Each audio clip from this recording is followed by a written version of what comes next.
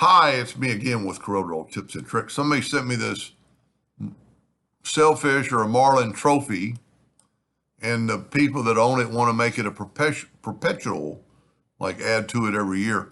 I can't tell by the picture. There's over 4 inches, but I don't know, one, how many years they're going to want to do and whether this is evenly spaced around here. You'd have to, how long is it? How many years is it going to go? And is it from the picture? It's a little deceiving that it looks like there's a lot more wood here than here. But let's just go with the assumption that there's 4 inches. And this is what I'm just going out on a limb here. I don't have a clue. It's an 18-inch circle, and there's 4 inches to write in, but you don't want to do them.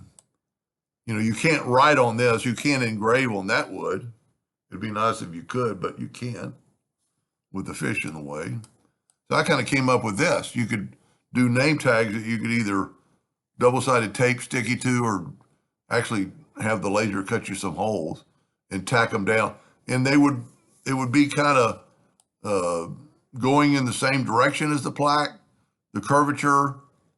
You've got some space between them, so they're not hanging over the edge if it's a true 4 inches. And all I did to do that was I drew an 18-inch circle, a 14-inch circle, and a 16-inch circle to kind of divide it. That's in the center of the page. I'm going to start moving and hold down the control button. I'm going to hit P. And then I'm going to rotate it 10 degrees and Control D and mirror it the other way.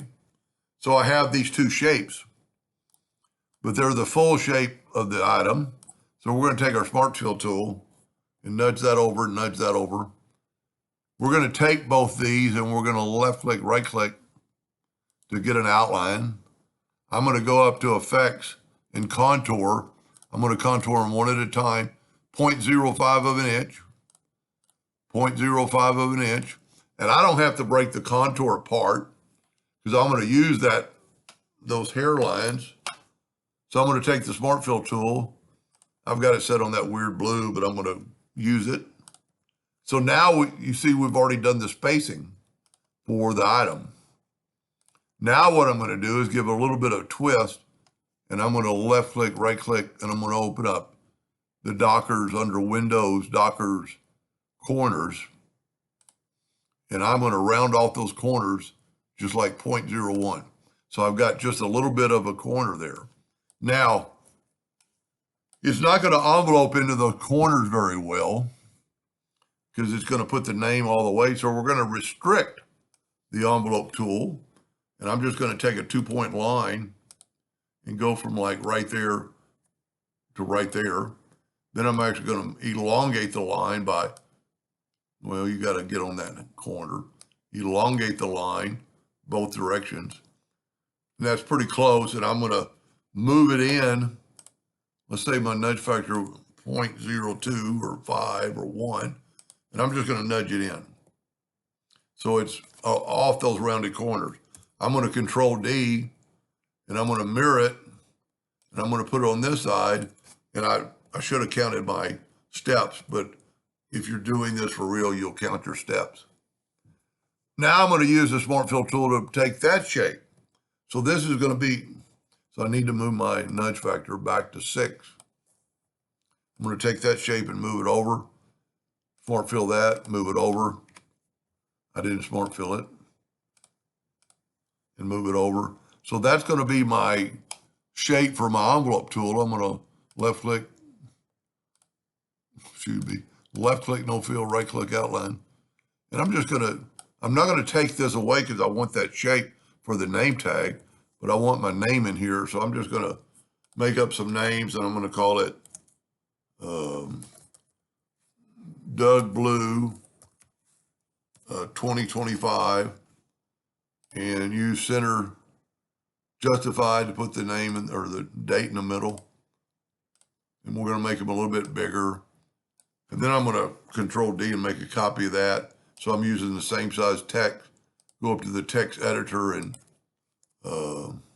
make it Billy Smith 2026, let's say next year or last year. So we could,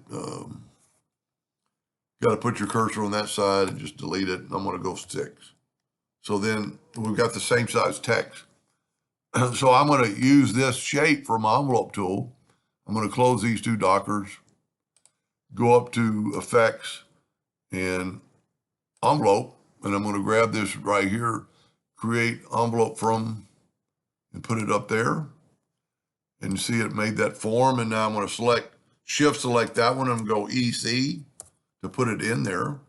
Now I'm going to grab this one from in there. It changed the envelope. Shift select that and go EC or CE. Now, because I nudged the same, I can move this right over to my real. And I tell you what I'm going to do is I'm going to make the outline red. So we'll signify a cut line. So let's make both these red so you can kind of see there's a cut line. And that's going to be your plaque. Let's take away the deal, take away the center, and let's make the outside black. And let's move this over. Now, this is just an idea. I'm not saying they have to do this or want to do this or will do this. But there you got 2 tags, and quite possibly you could put 8, even if it runs out of room. And, you know, you could do the 2025, 2026 around the inside and then come back years later and engrave the other names. And I have found that, you know, they're going to quit doing it after a couple of years and not keep it up, but maybe so. But that's just an idea to how to put, or my idea, how to put name tags on top of that wood. And if you use you want it to kind of stand out, so if you use an alder, it'll show up against that walnut looking color. Anyway, I hope that helped a little bit. Thank you for watching.